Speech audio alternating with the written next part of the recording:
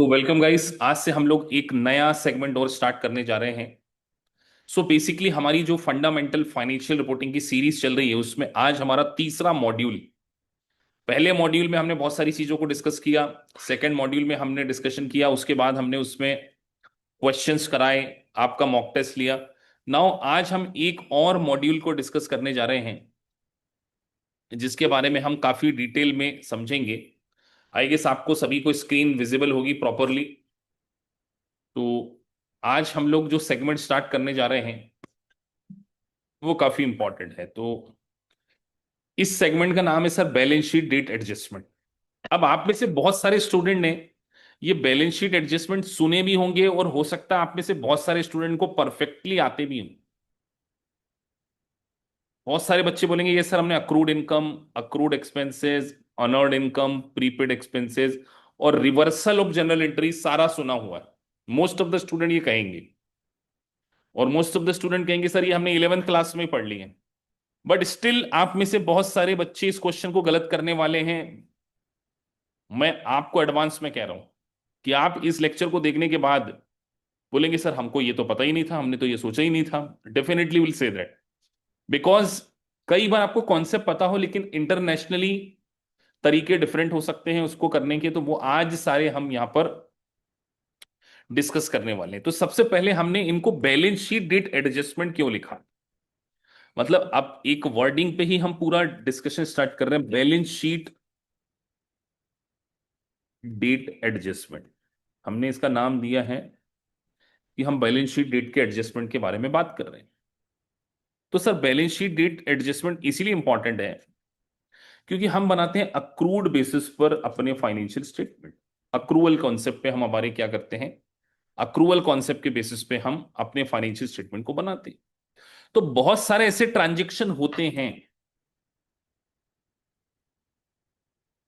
जिसका हमें एडजस्टमेंट देना होता है। तो सबसे पहले आज हम एक शुरुआती दौर में जो पढ़ने जा रहे हैं वो अक्रूड इनकम के कॉन्सेप्ट को पढ़ने जा रहे हैं। अक्रूड इनकम, सर ये अक्रूड इनकम का मतलब ये होता है कि ऐसी इनकम जो आपने अर्न तो कर ली बट आपको रिसीव नहीं हुई। हम क्या बात कर रहे हैं, अर्न बट नॉट रिसीव। सबसे पहले हमारा जो शुरुआती सेगमेंट है वो यही है, अक्रूड इनकम। इसकी बहुत सारी जनरल एंट्रीज को हम सीखेंगे, फिर एक असाइनमेंट आपको सबमिट करना होगा। तो अक्रूड इनकम मतलब अर्न बट नॉट रिसीव। ठीक है सर, जी सर ये बात समझ में आ गई। तो सर एग्जाम्पल से अगर हम समझें, अब एग्जाम्पल हमें ना यहाँ पर दो तरीके से लेंगे, एक 2024 का भी लेंगे, एक 2025 का भी लेंगे। अब सबसे पहले अगर कंपनी की पॉलिसी है के बारे में बात करें, कंपनी की पॉलिसी के बारे में बात करें, आपने एक ऑडिट, आप सभी सोचिए कि आप सभी लोग एक ऑडिट की सर्विस प्रोवाइड कर रहे हैं।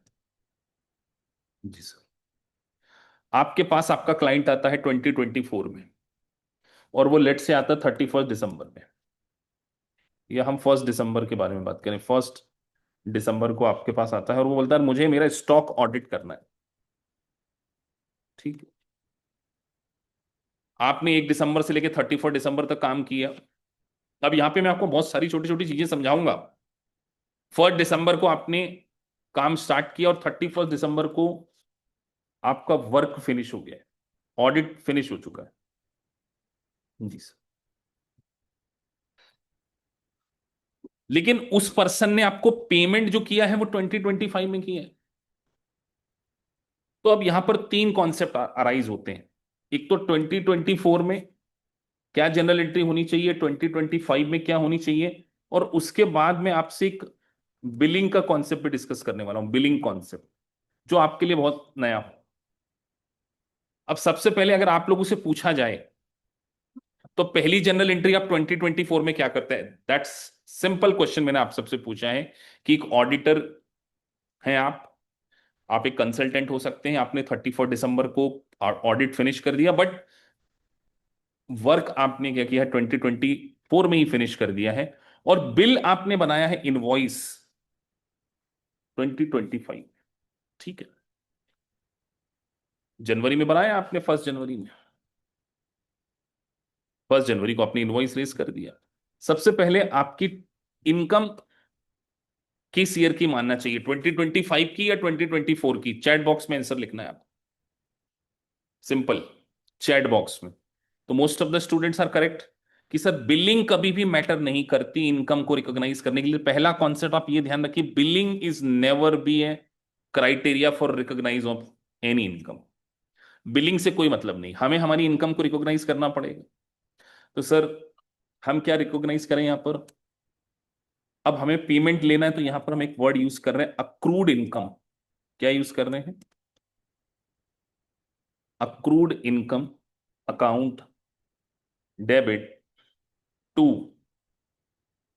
Audit fees. हमारे लिए तो ऑडिट फीस एक इनकम है, इसको हमने डेबिट कर दिया, लेट से $10,000। ये आपकी इनकम, ये हो गई आपकी 2024 में। अब ये पेमेंट आपको कब मिलेगा? 2025 में आपने इनवॉइस रेज किया, उसने आपका जनवरी में पेमेंट कर दिया, तो जनरल एंट्री तब क्या होगी आपकी? तब आपकी जनरल एंट्री क्या होनी चाहिए? तो very simple sir, cash account debit to accrued income.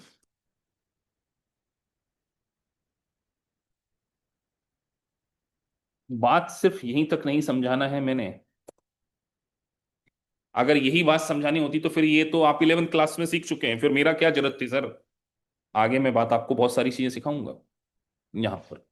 But पहले मैं आपसे जानना चाहता हूं कि सभी लोग इस बात से सेटिस्फाई कि सर हमें 2024 और 2025 की जनरल एंट्री में कोई कंफ्यूजन नहीं है। This is the first. और ये हमारी करंट एसेट होती है, एसेट होती है, क्योंकि हमें पेमेंट मिलने वाला है, अक्रूड इनकम। जी सर, ये बात हमें समझ में आ गई, कोई दिक्कत इसमें आपको नहीं। अगर मानकर चलिए एक आपसे मिस्टेक हो जाती, मिस्टेक, आप इस अक्रूड इनकम को रिकॉर्ड ही नहीं करते, भूल जाते आप एज ए अकाउंटेंट, तो क्या इंपैक्ट पड़ गया होता आपकी इनकम पे? मुझे आपसे ये सुनना है। पहला क्वेश्चन आपसे ये कि इनकम पे क्या इफेक्ट पड़ गया होता, आपको ये बताना है मुझे। तो सभी को ये पता होना चाहिए कि सर हमने हमारी इनकम को अंडर वैल्यूड कर लिया है, ये मैं आपसे सुनना चाहूँ। ठीक है सर। अब ये मिस्टेक हमें अगर 2025 में फाइंड आउट होती, कहां पर फाइंड आउट होती? 2025 में, यहीं पर मेरा रोल टेक्निकल। मिस्टेक हम अगर 2025 में फाइंड आउट करते, तो हमारी रेक्टिफिकेशन एंट्री क्या होनी चाहिए थी? Adjustment general. यहां पे मैंने रेक्टिफिकेशन भी डाल दिया है, ये मैं आपसे पूछना चाहता। कंप्लीटली भूल गए थे सब,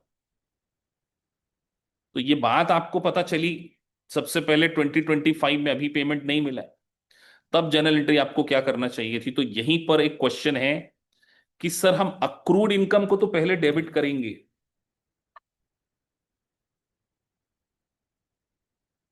10,000 से, क्योंकि हमें रेक्टिफाई करना है। लेकिन क्या हम यहां पर हमारे प्रॉफिट एंड लॉस अकाउंट को क्रेडिट कर दें? क्वेश्चन ये है।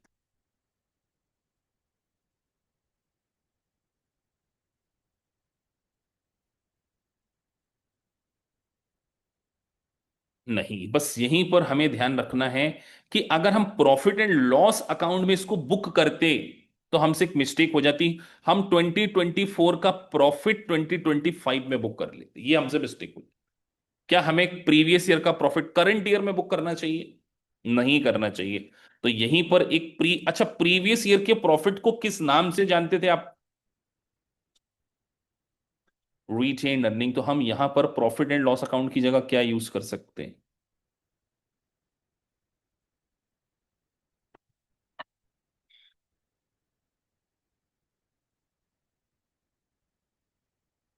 बात समझ में आ गई आप? और जब आपको कैश मिलेगा तो वो तो आप एंट्री कर ही दोगे, ये वाली एंट्री में तो आपको कोई दिक्कत नहीं होनी चाहिए। तो आपसे एग्जामिनर अगर पूछता कि कौन से ईयर का प्रॉफिट अंडर वैल्यूड हो गया, तो very easily you all can say that अब मैं आपसे सुनना चाहता हूं कि आपको ये पहले से पता था कि नहीं? Are you aware about that? कितने लोगों ने कुछ नया सीखा 11th के अलावा? नया था ना?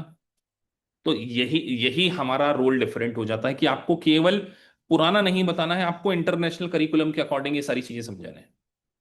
तो क्या सीखा आप लोगों ने? चैट बॉक्स में लिखिए, ये लेक्चर की सीरीज है। क्या सीखा आपने आज के बाद? कुछ जो सीखा वो लेसन भी तो लेके जाना पड़ेगा सर। कि अगर पीछे की कोई मिस्टेक होती है प्रीवियस ईयर की, तो उसको पहले कभी भी करंट ईयर के प्रॉफिट एंड लॉस अकाउंट से सेट ऑफ नहीं करना है। प्रीवियस प्रॉफिट को करंट प्रॉफिट से कभी भी सेट ऑफ नहीं करेंगे। ये बात याद रहेगी आपको या नहीं याद रहेगी? कहां से सेट ऑफ करेंगे सर? क्योंकि सर पीछे का प्रॉफिट अल्टीमेटली कैरी फॉरवर्ड होके कहां पर आता है? पीछे का प्रॉफिट, ये जो पीछे का प्रॉफिट था और ये नेक्स्ट ईयर, ये पीछे आगे ही तो आता है। और इस जो पीछे का प्रॉफिट आगे मिल जाता है उसको हम क्या बोलते हैं? Retain earning. तो दैट्स वाई अगर रेक्टिफिकेशन करना है, हमने हमने दो तीन चीजें सीख ली बेटा, एक ही ट्रांजेक्शन से हमने दो चीजें सीख ली।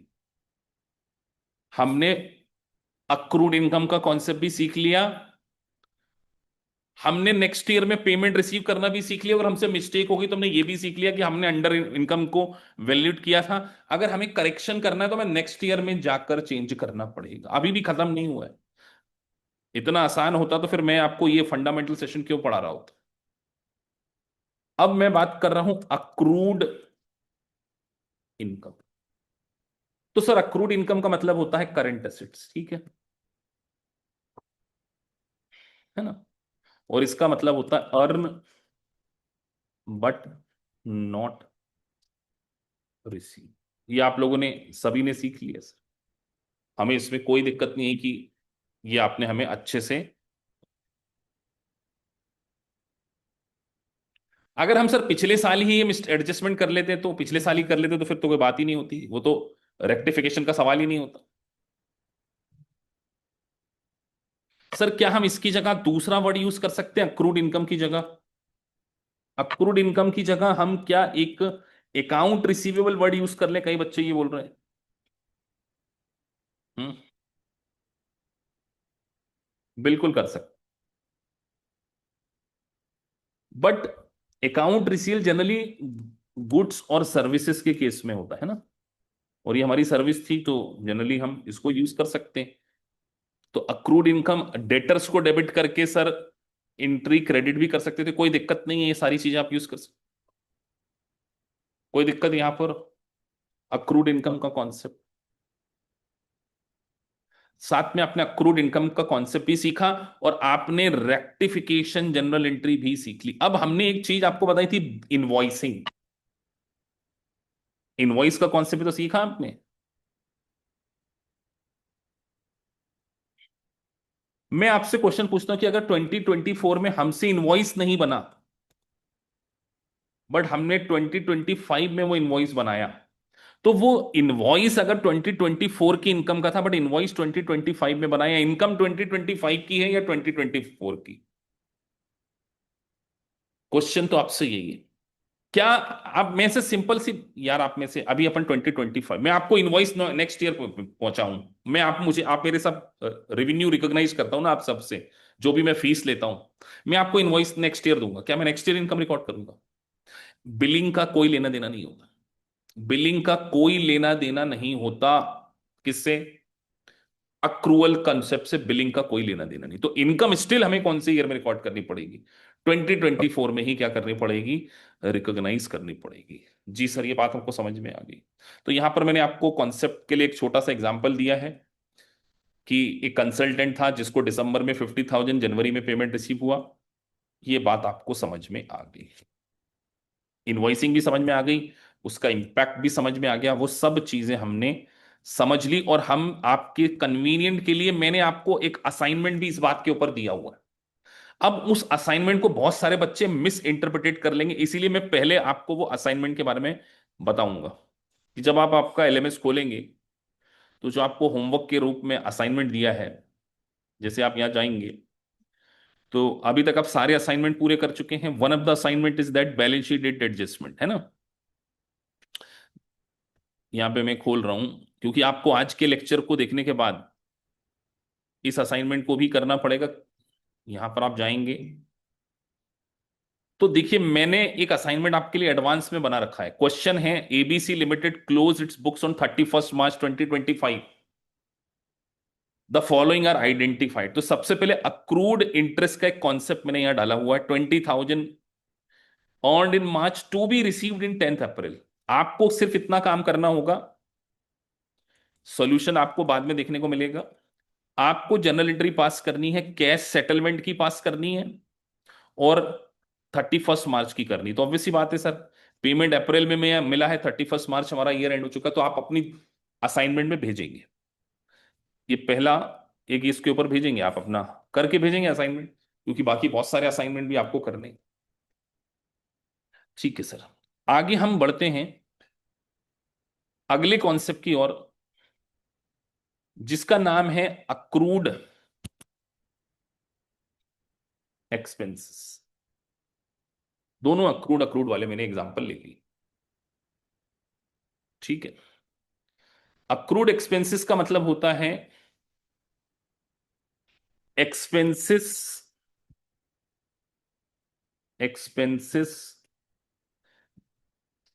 incurred but not in expenses incurred but not paid। ठीक है, आपने एक्सपेंसेस इनकर्ड तो हो गया, बट अभी उसका पेमेंट नहीं किया है आपने।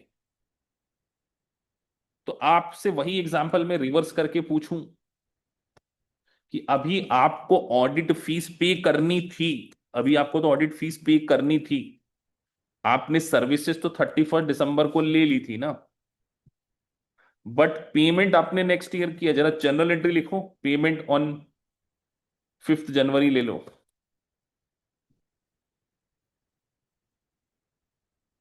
तो सर 2024 की जनरल एंट्री तो बहुत सरल है सर, 2024 की जनरल एंट्री।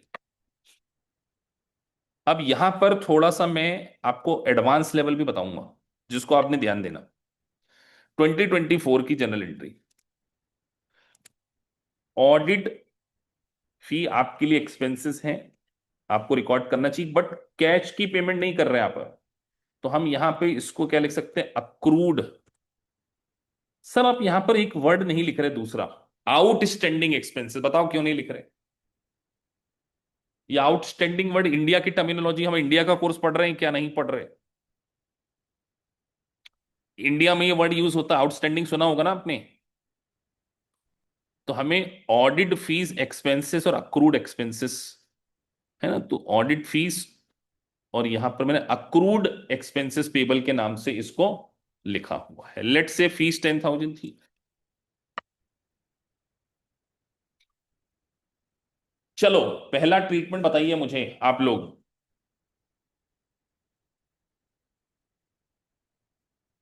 पहला ट्रीटमेंट बताइए। अगर हम भूल गए गलती से 2024 में इसको रिकॉर्ड करना, क्या इंपैक्ट पड़ा, कौन बताएगा?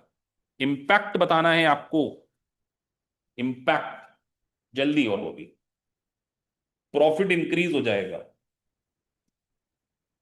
Profit increase, profit over valued, profit under valued, सब लोग अलग अलग बोल रहे हैं।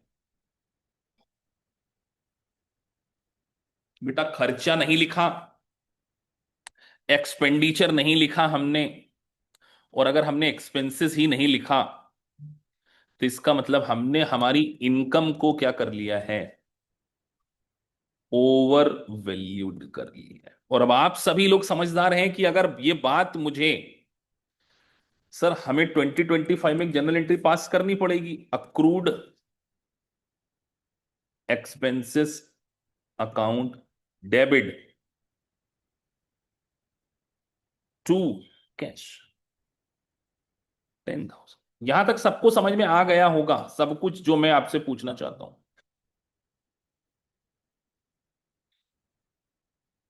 जी सर, 10,000 आपने यहां बुक कर लिया। चलिए अगर हमने ये एंट्री करी ही नहीं होती 2024 में, नहीं करी होती, भूल गए होते, ये भूल गए सर हम, भूल सकते हैं, अकाउंटेंट क्या दिक्कत है, ऑडिटर आए थे, चाय पी, नाश्ता किया, चले गए, फिर कुछ पता ही नहीं चला कि कुछ बिल भी देना है।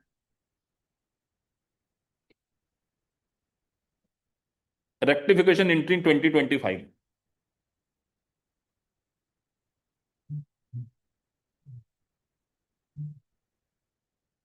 सभी लोग लिखें, एक बच्चे के लिखने से कुछ नहीं होगा।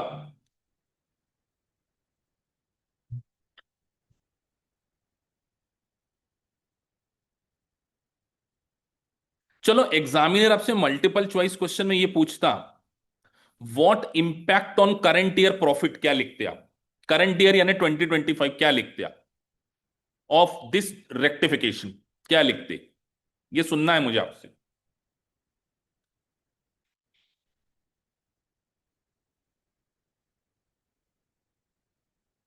बेटा, करंट ईयर के प्रॉफिट पे तो कोई इफेक्ट नहीं आएगा ना, क्योंकि सर रेक्टिफिकेशन एंट्री तो क्या करने वाले हो आप? रिटेन्ड अर्निंग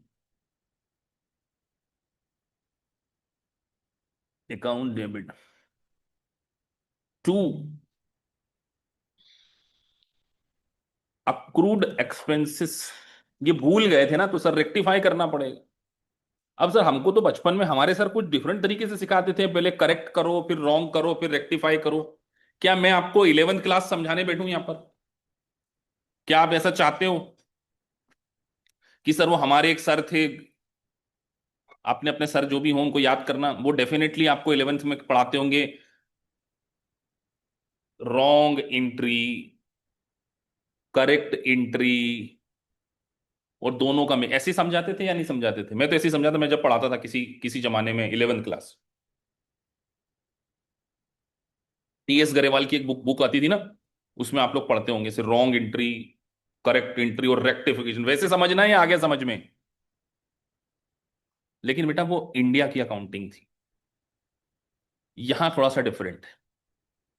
यहां हम एडवांस कॉन्सेप्ट पढ़ने आए, ये चीज पढ़ने नहीं आए हम। तो बात समझ में आ गई आपको?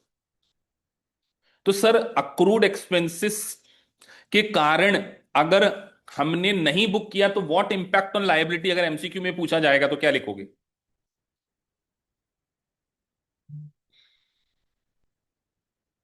नहीं, यूएस वाले भी करते हैं, लेकिन यूएस वाले से मानते हैं कि आपको सब आता है पहले से। वो ऐसे आपको नहीं पढ़ाते, वो अज्यूम करते हैं आपको सब आता है पहले से। मैंने आपसे पूछा what impact on the liability, अगर मैंने 2024 में ये गलती कर दी, मैंने नहीं बुक, तो सर हमने हमारी लायबिलिटी को क्या कर रखा है?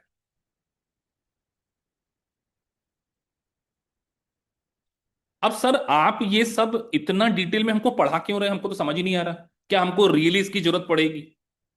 अब आप सोचो, आप एक सीपीए के स्टूडेंट हो और आप ऑडिट करने जाते हो, क्या ऑडिटर को ये नॉलेज होना चाहिए कि नहीं कि यार कंपनी का, अगर मैं ऑडिट करने जा रहा हूं तो उसको देखना पड़ेगा ना कि यार कंपनी ने कोई अगर अपने आउटस्टैंडिंग एक्सपेंडिचर रिकॉर्ड नहीं करे तो व्हाट इम्पैक्ट ऑन ऑडिट। तो जब आप ऑडिट करने जाओगे तो ऐसे ऑडिटर सोचना पड़ेगा। आप ये क्यों सोच रहे कि हम अकाउंटेंट हैं? आप अपने आप को अकाउंटेंट खुद ही मान के बैठ गए हो कि सर यार ये तो अकाउंटेंट को नॉलेज होना चाहिए। नहीं, you are a chartered accountant. आप एक जो एग्जाम देने जा रहे हो वो इंटरनेशनल एग्जाम है। जब आप सीपीए की एग्जाम पढ़ते हो तो आपको अकाउंट्स भी पढ़ना पड़ता है, ऑडिट भी पढ़ना पड़ता है, तो आपका थॉट प्रोसेस ऑडिटर के जैसा भी होना चाहिए कि अच्छा ये गलती हो गई तो ऑडिटर को ये चीजें चेक करनी पड़ेंगी। दैट्स व्हाई ये बेसिक सेशन जो है, not only for the financial reporting, this basic session will help you to to pass the auditing subject also. बात समझ में आ गई? तो सर हमने लास्ट ईयर अगर अक्रूड एक्सपेंसेस को रिकॉर्ड नहीं किया था तो हमने दो गलत काम कर दिए। 2024 में लायबिलिटी अंडर वैल्यूड कर दी है और प्रॉफिट हमने ओवर वैल्यूड कर दिया। तो सर इससे तो हम एक और कॉन्सेप्ट सीख गए, और डिटेल वाला, कि सर अगर लायबिलिटी का अंडर वैल्यूड हो जाए तो इसका इंपैक्ट प्रॉफिट पे क्या होता है, कौन बताएगा? लायबिलिटी अगर अंडर वैल्यूड हो जाए तो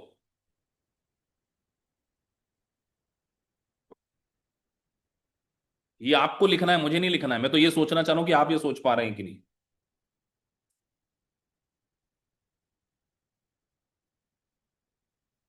सर प्रॉफिट ओवर वैल्यूड हो जाता है, और प्रॉफिट एवर वैल्यूड हो जाता है तो जब बेटा आप यूएस टैक्स पढ़ते हो तो वहां पर आप मुझे बताइए प्रॉफिट ओवर वैल्यूड,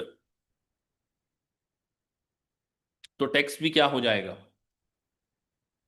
टैक्स भी ज्यादा पे कर दिया होगा सर। और अगर हमने टैक्स ज्यादा पे कर दिया तो फिर हम यही तो ऑडिटर को देखना। तो सोचिए, एक जनरल एंट्री का इंपैक्ट ऑडिट में भी पड़ा, एक जनरल एंट्री का इंपैक्ट अकाउंट्स में भी पड़ा, और एक जनरल एंट्री का इंपैक्ट टैक्सेशन में भी। क्या आज के बाद आप ये सारी चीजें एक साथ सोचने के काबिल होगा कि नहीं होगा? ये दो कॉन्सेप्ट के बेसिस पे मैं तो आपसे सिर्फ ये पूछ रहा हूं। अब आपका दिमाग ऐसे भी चलना चाहिए। मैंने आपको ये बोला है कि इंटरनेशनल एग्जाम को पास करने के लिए आपको सिर्फ अकाउंटिंग नहीं आना चाहिए, आपको उस अकाउंटिंग का सही इफेक्ट भी समझ में आना चाहिए कि यार इसका इफेक्ट ऑडिट में क्या पड़ सकता है, इसका इफेक्ट टैक्सेशन में क्या पड़ सकता है, इसका इफेक्ट फाइनेंशियल स्टेटमेंट में क्या। और आप सोचिए, अगर आप यूएससीए में कर रहे हैं तो एक कंपनी का ओवरऑल फाइनेंशियल हेल्थ गड़बड़ा जाएगी। सोचो, आपने इनकम कम रिकॉग्नाइज कर ली, लायबिलिटी, अगर लायबिलिटी अंडर वैल्यूड कर ली, तो इसके कारण कंपनी के करंट रेशो पे इंपैक्ट पड़ेगा कि नहीं? आप सोचो, करंट रेशो, रेशो एनालिसिस पे भी इसका इंपैक्ट पड़ जाएगा। तो दैट्स वाई आपको हर वो चीज पता होनी चाहिए। That's why international exam is quite difficult, because यहां पर एप्लीकेशन के ऊपर ज्यादा फोकस। बात समझ में आ गई?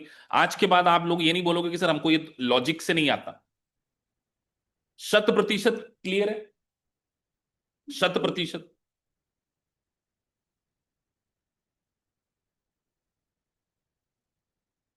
तो अभी एक लाइव टेस्ट लेते हैं आपसे, लाइव। मानकर चलो,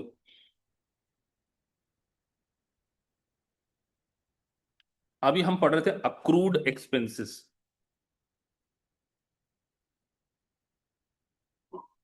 मतलब सर हमने पेमेंट कर दिया, तो आप बताइए 2024 में आपने कैश एक्सपेंसेस पे किए हैं टोटल, सॉरी 2025 में, 2025 में आपने ऑडिट की फीस पे करी है।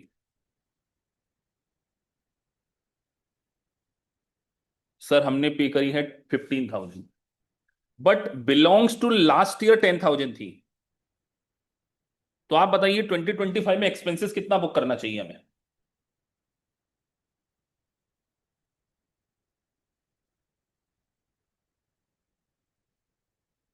ऑब्वियसली बात है सर, एक्सपेंसेस 10 ईयर लास्ट की, तो हमें 5,000 ही बुक करना चाहिए। लेकिन अगर आपके अकाउंटेंट को अकाउंटिंग ही नहीं आती है, वो पिछला साल तो भूला ही भूला, इस साल उसने एक और एंट्री पास कर दी, ऑडिट एक्सपेंसेस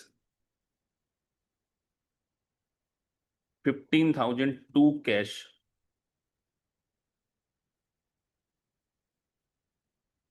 ये एडवांस लेवल का कॉन्सेप्ट, आपके अकाउंटेंट को एंट्री नहीं आती, लेकिन आपको आती, क्योंकि आपने थोड़ा ज्यादा डिटेल पढ़ा हुआ है। आपने देखा यार इसने 2025 में तो ये एंट्री कर दी, जबकि 2024 में 10,000 का एक्सपेंसेस था, वो तो साला इसी साल पूरा बुक करके बैठ गया। क्या रेक्टिफिकेशन एंट्री होनी चाहिए? अब आपको मैंने मौका दिया करंट ईयर में, सोच के आपने बताया, ये लाइव असाइनमेंट है। अगर आपने ये बता दिया तो आपको सब कुछ आ चुका है अभी तक जो पढ़ा हमने, तो मुझे रेक्टिफिकेशन चाहिए।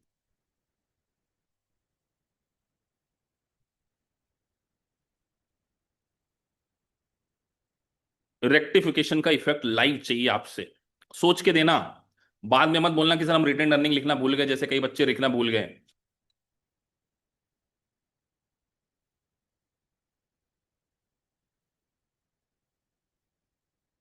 बेटा आपका अकाउंटेंट ये गलती कर चुका है, आपको सही करना है। आपको सही एंट्री नहीं बताना, आपको रेक्टिफिकेशन एंट्री बताना। मैं आपसे कुछ पूछ कुछ रहा हूं, बता कुछ और रहे हैं आप लोग। मैं तो ये बोल रहा हूं आपके अकाउंटेंट ने ये कर दिया है, आपने जाके लेजर चेक किया एज ए ऑडिटर। सोचो आप, जब आप मुझसे ऑडिट पढ़ोगे, सीपीए में बहुत सारे बच्चे ऑडिट पढ़ेंगे, तो वहां लिखा आएगा कि यार ऑडिटर ने तो 15,000 डेबिट कर दिए। अब आप, अकाउंटेंट ने डेबिट कर दी, ऑडिटर को क्या रेक्टिफिकेशन एंट्री पास करानी चाहिए? ये अगर आपने बता दिया तो पूरी जनरल एंट्री लिखो, आधी नहीं है, आधी उधारी वाला काम मैं नहीं करता हूं। 1 मिनट बाद मैं बताऊंगा। और आप अपना आंसर चेक करना बेटा कि आप ये दे पाते हो या नहीं। चलिए, तो रेक्टिफिकेशन सर, हमसे गलती हो गई, हमें ऑडिट एक्सपेंसेस को 15 से डेबिट करना ही नहीं है। हमें तो ऑडिट एक्सपेंसेस को 5 से करना है, तो जितने से ज्यादा हो गए उतने से काम करो बेटा, काम करो ना। कितने से ज्यादा हो गए? 10,000 से ज्यादा हो गए, 10,000 से कम कर दो उठा के, लास्ट ईयर का खर्च है। कैश तो सही हुआ है सर, इसको कुछ करने की जरूरत ही नहीं है, सीधे उठा के रिटेन अर्निंग को डेबिट कर दें। क्या दिक्कत है, यही तो करना था आपसे। बाकी तो ठीक है ना सर, 5,000 गया। आप देखो ऑडिट एक्सपेंसेस आपने 15 से डेबिट किया, 10 से क्रेडिट कर दिया, 5,000 से बुक है, ठीक है, क्या दिक्कत है?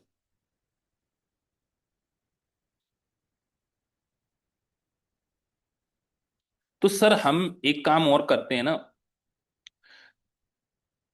ये 15 तो हम कैश कर ही चुके हैं, ये समझ में आई कि नहीं? इसके अलावा और कोई जनरल एंट्री अगर आप लिख रहे हो तो सब गलत लिख रहे हैं। चलो कई बच्चों को नहीं समझ में आया, ये एडवांस था ना, इसलिए एडवांस, इसको नाम ही एडवांस लिख देते। चलो फिर से समझा देते, ये एडवांस कॉन्सेप्ट। पहले मुझे एक फीडबैक चाहिए, कितने लोगों को ये भी समझ में नहीं आया, मैं देखूं तो सही क्लास का लेवल क्या है। कितने बच्चों को क्लियर हो गया सर हमने जो पढ़ा अभी तक? क्लास का लेवल पता करना पड़ता है। ऑलरेडी कितने लोगों को क्लियर हो गया? चलो बहुत सारे बच्चों को क्लियर है, अच्छा क्वेश्चन ही नहीं सुन पाए।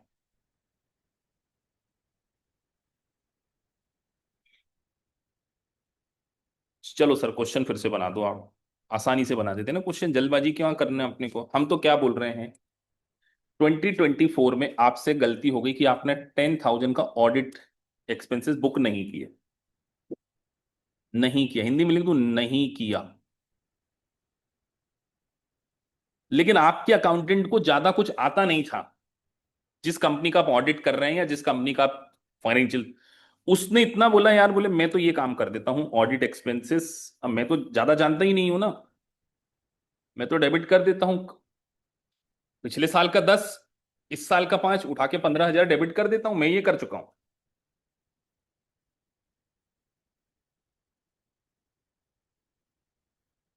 वो बहुत खुश है कि बोले बिल आया, अपन ने 15,000 का पेमेंट दे दिया, आप भी खुश। फिर आप में और उसमें क्या फर्क रहा? सबसे पहले गलती आप मुझे बताओ कि उस अकाउंटेंट ने एक्स्ट्रा एक्सपेंसेस कितने बुक कर लिए, आपको ये बताना है, पहला क्वेश्चन आपको यही है। 10,000 से एक्स्ट्रा एक्सपेंसेस बुक कर लिए। कई बच्चे बोले सर चैट बुक बंद कर दो, मैं चैट, हम चैट देखते तो डिस्टर्ब हो जाते हैं। चलो 2 सेकंड के लिए चैट बंद कर देता हूं, फिर चैट बंद कर दूंगा तो आपके आंसर कैसे देखूंगा? ज्यादा चैट मत लिखो ना बेटा, ज्यादा लिखो मत, जहां जरूरत हो वहीं लिखो, बेजबरन की चैट क्यों कर रहे हैं हम? सर हमने 10,000 से एक्स्ट्रा बुक किया, हमें तो रेक्टिफिकेशन करना है, रेक्टिफिकेशन। तो हमें ये पता है कि यार भाई साहब ने 10,000 से एक्स्ट्रा ज्यादा लिख लिए, तो जो चीज डेबिट एक्स्ट्रा की है 10,000 से, उसको क्रेडिट करो ना, क्या दिक्कत? टू ऑडिट एक्सपेंसेस, खत्म करो उसको। ये वो भाई साहब कर चुके हैं ना, 15 से डेबिट कर चुके हैं, हमने 10 से कम कर दिया तो नेट तो 5 से डेबिट हुआ। कैश तो वैसे ही 15 देना था, कोई दिक्कत थी ही नहीं, बिल आया हमने पेमेंट कर दिया। अब ये 10,000 का जो एक्सपेंडिचर था, ये इस साल का था या लास्ट ईयर का था? ये सर लास्ट ईयर का था। तो रिटेन अर्निंग ओपनिंग कम करेंगे ना सर, लास्ट ईयर का खर्चा लास्ट ईयर तो जाके बुक नहीं कर सकते, खत्म कर दिया, पिछले साल का प्रॉफिट कम कर दिया उठा के, क्या देखते? रेक्टिफिकेशन यही होगी। सर वो हमारे सर जो समझाते थे वैसा समझा दो, वो 11th वाले सर, वैसा समझाऊं क्या एक बार? 11th वाले सर समझाते थे कि आगे समझ में? चलो 11th वाले सर, कुछ बच्चों की डिमांड है कि सर को भी पढ़ना चाहिए, कि सर आप लोगों को भी पता चल जाना चाहिए कि सर ऐसे नहीं टीचर बन गए, सर ने कभी 11th भी पढ़ाई होगी। सर ये तो रॉन्ग एंट्री है।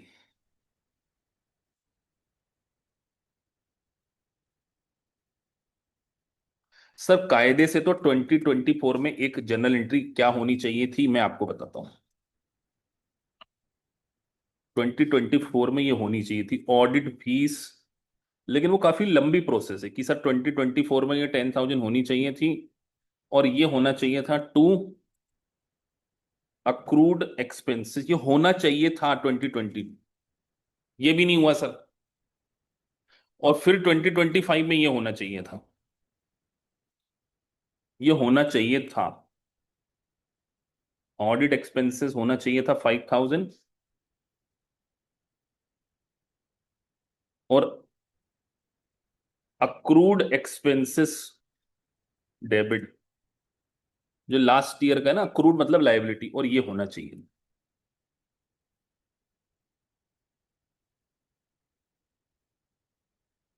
ये आप मानते हो कि यही सही होता तो सब कुछ सही होता? ऑडिट, अगर आपका अकाउंटेंट समझदार होता तो उसको ये एंट्री करना चाहिए थी कि उसको पहले पिछले साल में ये खर्चा बुक कर लेना चाहिए था, और यहाँ 10,000, और वो ये करना चाहिए था। लेकिन वो भाई साहब तो ये गलत कर चुके हैं, ये रॉन्ग वाली एंट्री कर चुके हैं, तो ये कर चुके हैं, ये रॉन्ग एंट्री को मैं सिर्फ उठा रहा हूं आपके लिए। ये नीचे, ये अब सबको मिलाकर हमको एक साथ रेक्टिफिकेशन करना है 2025 में। ध्यान से समझो, 2025 में अकेले करना है।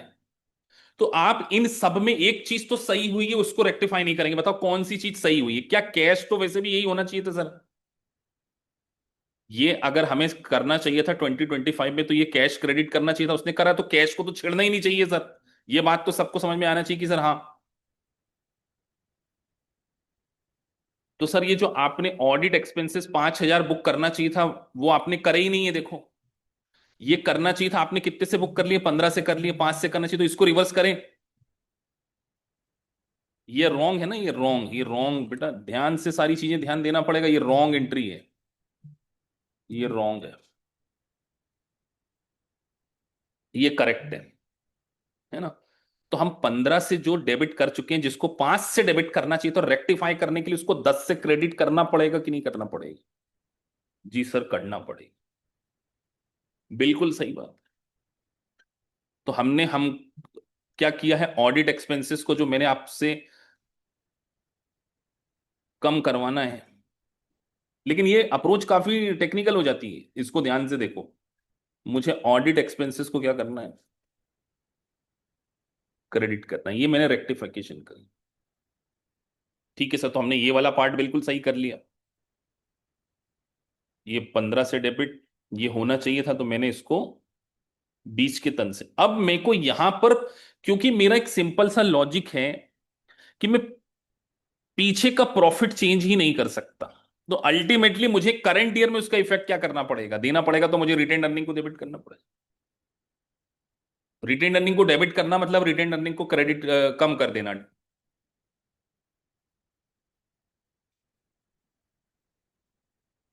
अब आप बोलोगे सर, आपका अकाउंट्स पेबल तो आया ही नहीं। बेटा, वो आना भी नहीं चाहिए। देखो, यहां पे क्रेडिट हुआ और यहां पे वो डेबिट हो गया, तो ऑटोमेटिकली रेक्टिफाई तो हो ही गया था ना, वो यहां पे क्रेडिट यहां पे डेबिट। तो वैसे भी वो अगर ये भी करते तो ये क्रेडिट से डेबिट कट ही जाता, इतना थोड़ा थोड़ा सा दिमाग अपने को लगाना पड़ेगा।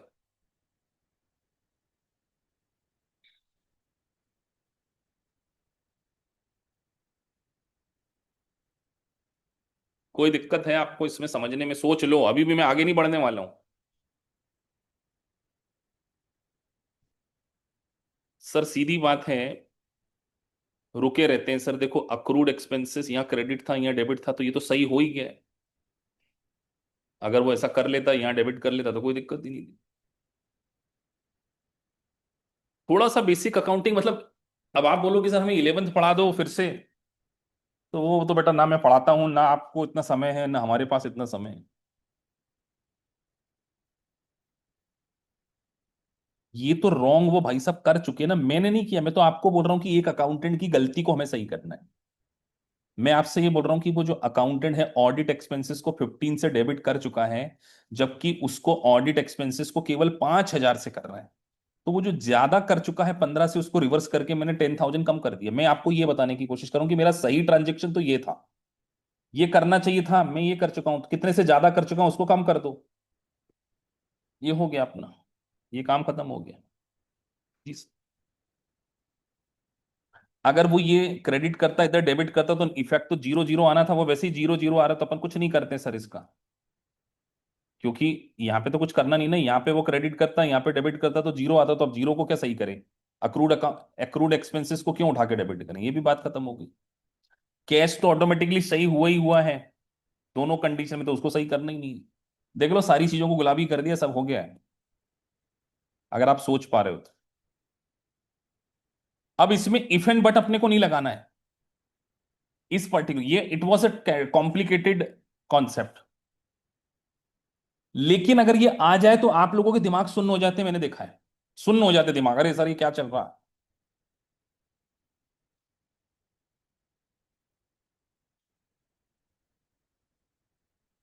कोई दिक्कत है बेटा इसमें? मैं बढ़ नहीं रहा क्योंकि कई बच्चे साइलेंट हो गए, अरे सर ये क्या हो गया अचानक से। करंट ईयर में 5,000 कुछ नहीं होगा, मैंने आपको रेक्टिफिकेशन बताया है। बेटा आप अपनी कंपनी में कई अकाउंटेंट ऐसी गलतियां कर देते हैं, इसको सुधारना पड़ता है, देख लेना। आप आगे बढ़ने नहीं दे रहे, कई बच्चे उनके मन में ना जाने क्या क्या ख्याल आ रहे कि सर ये अकाउंटेंट कैसे गलती कर सकता है, उसने क्यों डाल दिया, अरे डाल दिया उसने। उसके पास ऑडिटर का बिल आया, बोले 15,000 का बिल पकड़ो, लास्ट ईयर का 10,000, 5,000 कल का तो उसने उठा के ऑडिट एक्सपेंसेस टू कैश कर दिया। ये भाई साहब ने कर दिया, उसको पता ही नहीं था कि लास्ट ईयर ही मुझे 10 बुक करना चाहिए था, और मुझे 5,000 इस साल का खर्चा डालना चाहिए था, लास्ट ईयर का वो करना चाहिए था, ये करना चाहिए था, ये तो मैं करा नहीं हूं, मैं तो ये कर दिया हूं, तो मैं इसको रेक्टिफाई कैसे करूं? तो ऐसे करेंगे, रिटेन अर्निंग को डेबिट करके ऑडिट एक्सपेंसेस को क्रेडिट क्रेडिट कर। तो कई बार बहुत ज्यादा डिटेल समझाने के कारण बच्चे, बट अगर आपको इंटरनेशनल कोर्सेज पास करने हैं तो आपको डिटेल आना चाहिए, ये मेरा मानना है, अदरवाइज बहुत दिक्कत आएगी। चलिए तो आगे हम बढ़ते हैं।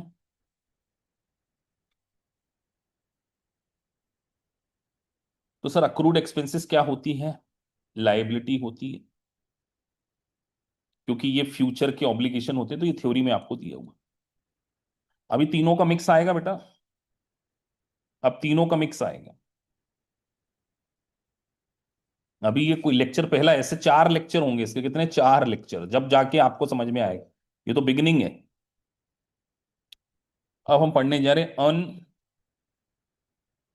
और इसके असाइनमेंट पास किए बिना आगे नहीं बढ़ने दूंगा मैं, ये मैंने कसम खा ली है। इसके 50 क्वेश्चन को आपका एक मॉक टेस्ट होगा 50 क्वेश्चन का, और 50 में से इसकी पासिंग मार्क्स होगी 45। ये जो हम टेस्ट करेंगे, चलो 45 तो ज्यादा हो जाएगा, 85% ले लेते हैं इसका। 50 क्वेश्चन मैंने आपको देना है इसके, 43 क्वेश्चन मुझे सही चाहिए रहेंगे आपसे एमसीक्यू के। अगले हफ्ते तक जब ये पूरी सीरीज हो जाएगी, इसमें 43 एमसीक्यू चाहिए रहेंगे मुझे सही, जो 50 क्वेश्चन मैंने छांटे, और दूसरे इसके 3 रिटर्न असाइनमेंट यानी जनरल एंट्री आपको सबमिट करनी पड़ेगी। अगर आपने ये सब कुछ कर लिया, ये सारे लेक्चर देखने के बाद, फिर आपको कोई कंफ्यूजन नहीं रहेगा, मेरा वादा है। फिर आपसे, आप पक्के चार्टर्ड अकाउंटेंट बन गए फिर एंट्री के मामले में। लेकिन आपको पूरा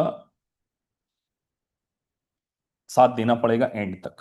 स्पीड स्लो तो नहीं है बेटा, मैं स्लो चल रहा हूं क्योंकि मेरे को थोड़ा डर लगता है कि कई बच्चे घबरा ना जाए, मैं भी तीनों चीजें पढ़ा सकता था। सही है ना? चलिए आगे बढ़ते हैं। अनअर्ड इनकम, इसके दो चार नाम है, डेफर्ड इनकम भी बोलते हैं इसको, डेफर्ड इनकम। इसको कई लोग ये भी बोलते हैं सर एडवांस इनकम, ये भी बोलते हैं।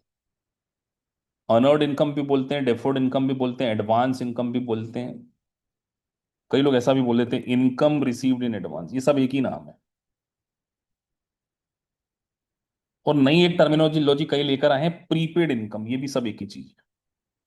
आज के बाद आपको ये सारे भयानक वर्ड देखने को मिले तो सबको एक ही मान लेना। और कोई नया नाम आप में से किसी ने इन्वेंट किया हो तो बता दो बेटा, किसी ने इसका कोई नया नाम इन्वेंट किया हो तो मुझे बता देना। इसके अलावा तो कुछ नहीं दिखे ना अपन ने।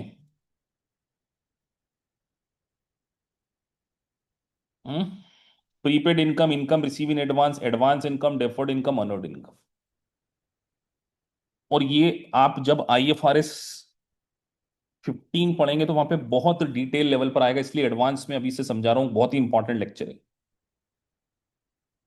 अब अनअर्न्ड इनकम का मतलब क्या है, मैं आपको एक एग्जांपल दूं। आप बताना। आपने ऑडिट करना है, मैंने एक ही एग्जांपल लिया, ऑडिट करना है 2025 में। लेकिन आपने बोला भैया हम ऑडिट 2025 में क्यों करेंगे, पहले हमको 2024 में आप फीस तो जमा जमा कराओ।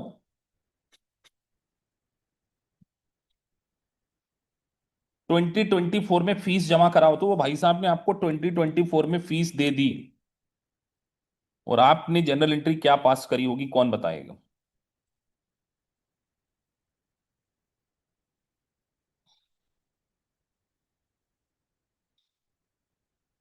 हम, मैंने बोला ऐसा प्रीपेड वर्ड होता नहीं है, लेकिन लोग बोल देते हैं इसलिए मैंने वर्ड लिख लिया, ऐसा कोई नाम का वर्ड नहीं होता। एक ने बहुत सही बोला, बोले सर हम प्रीपेड कैसे बोलेंगे, ये तो हम रिसीव कर रहे हैं, तो प्री रिसीव्ड वर्ड कह दो सर।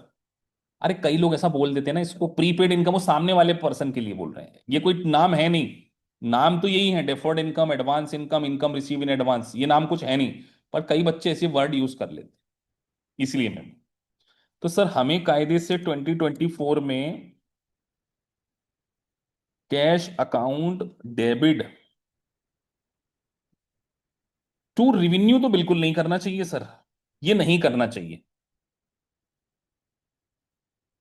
अगर मान के चलो 10,000, ये तो नहीं करना चाहिए। क्या करना चाहिए फिर सर? क्या ये रेवेन्यू करंट ईयर की नहीं सर, इसकी जगह एक वर्ड लिख दो आप, अन ऑन्ड रेवेन्यू, जी सर, ये करना चाहिए। बात समझ में आ गई?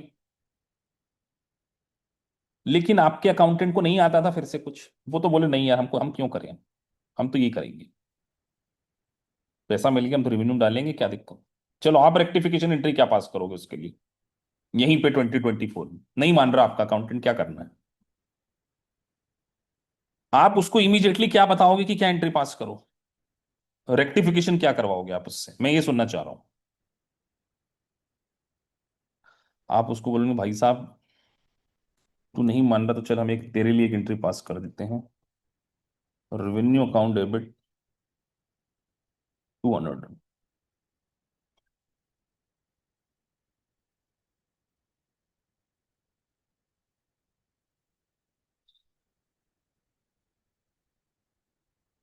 बात समझ में आ गई? अगर ये कर दिए तो फिर ये करना पड़ेगा, और ये सीधे ये भी कर सकते थे चाहते तो, क्योंकि देखो रेवेन्यू को डेबिट कर दिया ना, तो बात तो वही पड़ी सर, यहां से हटाओ, ये देखो, तो आप सीधे इसको क्या कर सकते।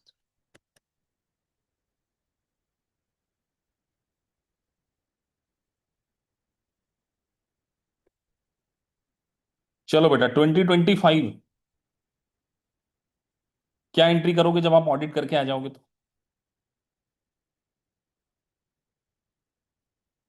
आपने ऑडिट कर दिया, इसको एक वर्ड बोलेंगे, परफॉर्मेंस ऑब्लिगेशन सेटिस्फेक्शन। क्या बोलेंगे? Performance obligation satisfied. बात समझ में आ गई कि नहीं आ गई? यस सर हमने सर्विस दे दी, तो हमने वो कर दिया। तब हमें क्या एंट्री करना चाहिए 2025 में?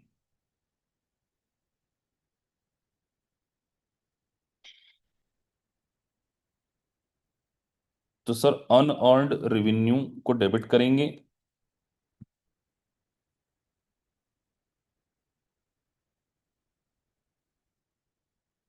और टू, टू क्या करेंगे, रेवेन्यू को credit। अब मैं आपसे एक एमसीक्यू का क्वेश्चन पूछता हूं, देखता हूं आप लॉजिकली आंसर। आपके अकाउंटेंट से फिर गलती हो गई, उसने रिकॉर्ड ही नहीं करा, what impact on profit on last year, ये आपने बता दिया तो आप सोचना सीख गए। अंडर वैल्यूड ओवर वैल्यूड, अगर आपने इस क्वेश्चन का आंसर दे दिया तो, लास्ट ईयर आपके अकाउंटेंट से गलती हो गई।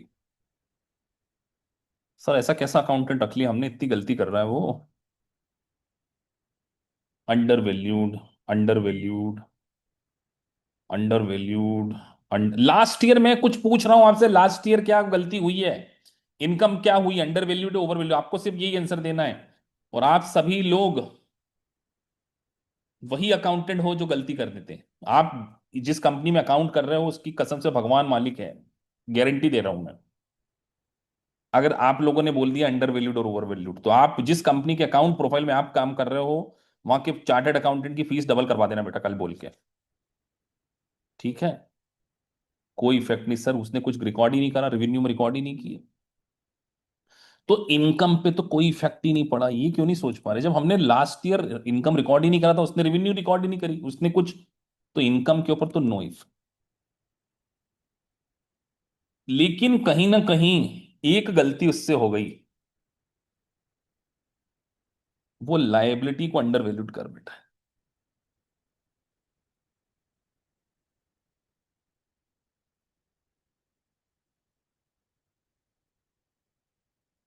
ये 2024 में उसने इनकम पे कोई इफेक्ट नहीं दिया, कि वो तो उसको तो पता ही नहीं था कि ऐसा कुछ करना होता है। वो तो बोले अगले साल सर्विस देंगे जब जब रिकॉर्ड कर लेंगे।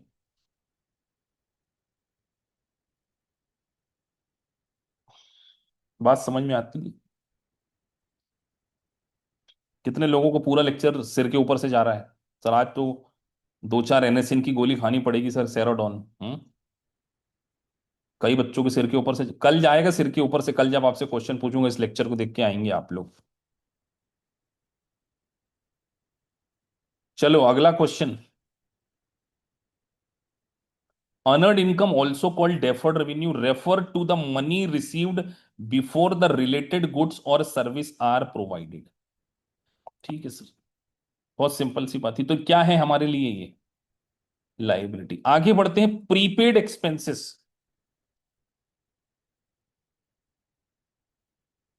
अब आप सोचो, आपने ऑडिट करवाना है 2025 में।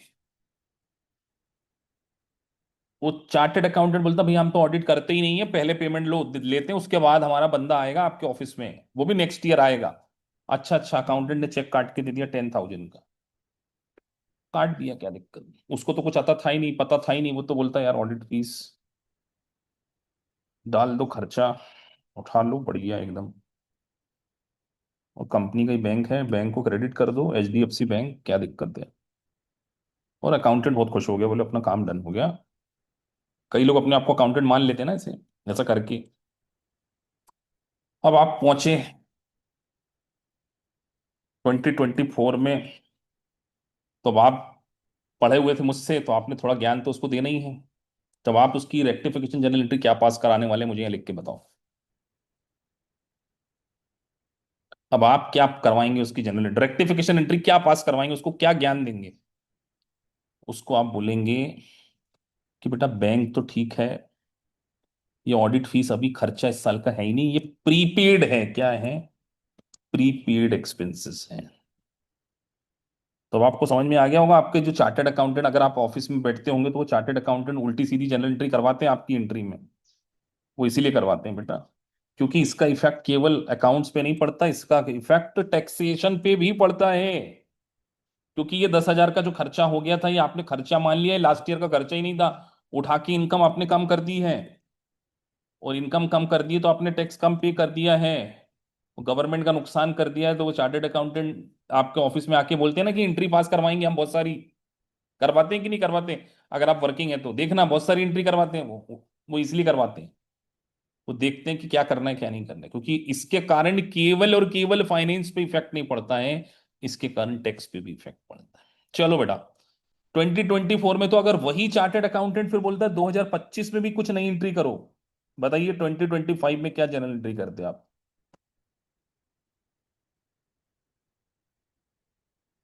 2025 का इफेक्ट।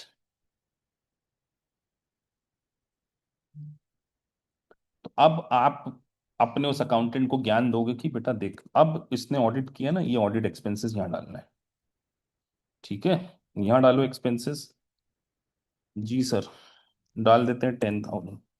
अब कैश तो लास्ट ईयर ही पे कर चुके थे, तो इसको सेट करो, प्रीपेड एक्सपेंस। बात समझ में आ गई? तो अगर वही अकाउंटेंट ने ये जो गलती कर दी थी, उसके कारण प्रॉफिट अंडर वैल्यूड था या ओवर वैल्यूड था, आपने बताना है। सर उस अकाउंटेंट को कुछ नहीं पता था, उसका नाम मत लीजिए हमारे सामने। उसने तो हम एक्सपेंसेस बुक ओवर करके प्रॉफिट को क्या कर दिया था, मैन्युपुलेट कर दिया था, प्रॉफिट अंडर वैल्यूड कर लिया था क्योंकि उसने एक्सपेंसेस बुक कर लिया था। ठीक है सर। तो अगर आज का लेक्चर आपको समझ में आ गया पूरी तरीके से, तो उस असाइनमेंट के लिए आप लोग क्या हो चुके हैं, एलिजिबल हो चुके हैं। कितने बच्चे कह सकते हैं कि sir I am quite confident कि सर हम उसको कंप्लीट कर लेंगे पूर्ण ईमानदारी से। और आज अगर मैं आप लोगों से आज के इस बेसिस पे कल मैं आपसे एक सरप्राइज क्वेश्चन पूछूं, पूरा देख के आएंगे आप ये, पूरा समझ के असाइनमेंट करके, और कल मैं आपसे दो चार एंट्री यहीं करवा लूंगा। शुरू के 15 मिनट में मैं आपसे कुछ मॉक टेस्ट तो नहीं होगा वो, मैं ये देखना चाहता हूं कि जो आप पढ़ते हैं। अब देखो क्या होता है, मोस्ट ऑफ द स्टूडेंट, ये मैंने नई स्ट्रेटजी क्यों निकाली है। सर लेक्चर हमने देख लिया, हमने सब कुछ कर लिया, लेकिन हमारे सामने कोई नई सिचुएशन आ जाती तो हम पैनिक हो जाते हैं। बोले हमारे को तो इंडिया में सिखाया गया है कि बोले ये ऐसा क्वेश्चन आता है, ऐसा फॉर्मेट, ऐसा रट लो, ऐसा कर लो, बट इंटरनेशनल एग्जाम में ऐसा कुछ नहीं होता। तो कल मैं आपको एक लाइव सिचुएशन दूंगा, लाइव सिचुएशन। अगर आपने आज का सारा लेक्चर पढ़ा, अब आप बोलोगे सर आज का लेक्चर रिकॉर्डेड वाला आप डाल देना, वो भी डाल देंगे, एलएमएस में डाल देंगे, उसको आप देख के आना। कल मैं शुरुआत के 15 मिनट में आपसे सिर्फ एक क्वेश्चन पूछूंगा, और उसके ऊपर आपको ये असाइनमेंट सॉल्व करके आना है। पहले असाइनमेंट कहाँ है वो एडवांस में बता दे रहा हूं।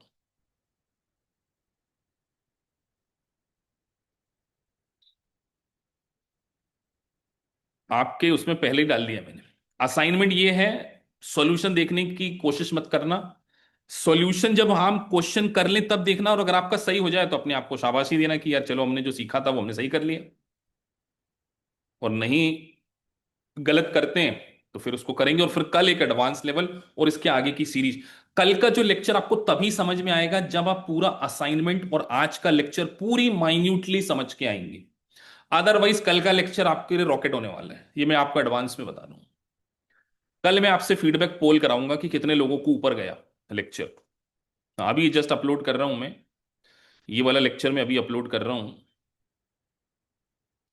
तो अब मुझे जरा एक बार चैट बॉक्स में 2-3 मिनट बच्चे हैं, आप मुझे ये बताइए कितने बच्चों का मॉक टेस्ट जो हमने पहले लिया था उसमें स्कोर 75 के ऊपर है, out of 27 multiple choice question. Raise your hand.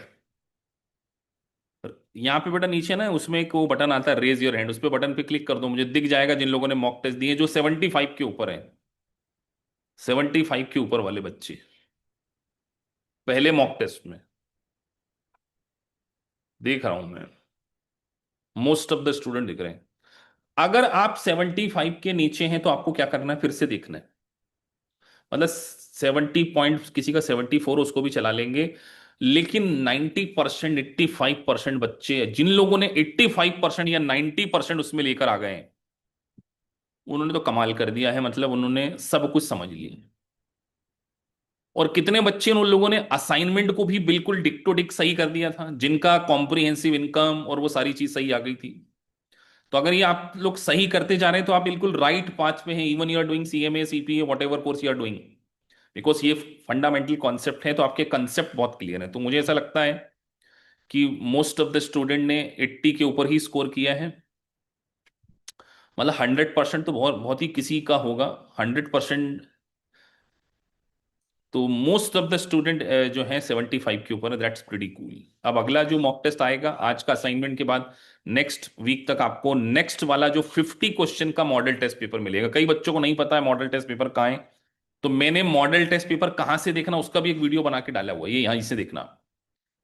देखो ये पांचवा ना, मॉडल टेस्ट पेपर इंफॉर्मेशन यहां डाल दिया है। तो इसको आप कंप्लीट करके रखिए, कल मैं आपसे लाइव सेशन में क्वेश्चन पूछूंगा, उसको देखते हैं कि आप लोग आज का लेक्चर पूरा पढ़कर आते हैं या नहीं आते। चलिए कल मिलते हैं आपसे, थैंक यू वेरी मच।